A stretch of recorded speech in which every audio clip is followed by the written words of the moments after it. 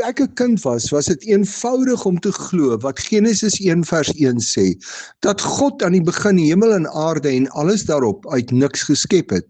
En toe begin ons hoor van evolusie wat sê dat alles toevallig en deur natuurlike prosesse ontstaan het en dat ons God nie meer nodig het nie.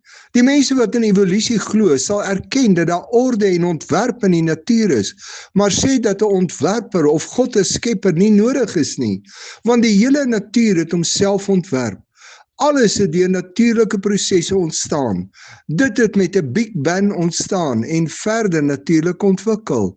Die Gesaghebende Bane Instituut se navorsing bevind dat 7 uit 10 kinders in Amerika al rug op God en sy woord draai, nadat hulle op skool geleer is, alles het uit evolusie ontstaan.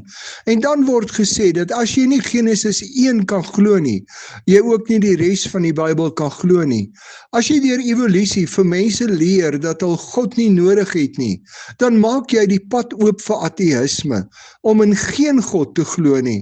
En as God uit die skole en die samelewing gedruk word, kom Satan in en beleef jy wat dit beteken in 'n huis, skool en land, waar God nie welkom is nie. Alles wat sleg is. Dis nie moontlik om te glo dat God geskep het en saam met dit in evolusie te glo dat daar geen skepper is en alles natuurlik ontstaan het nie. Dis of die een of die ander. Wat glo jy? Glo jy die Bybel dat God aan die begin alles gemaak het en sien jy hom in die skepping in jou daaglikse lewe?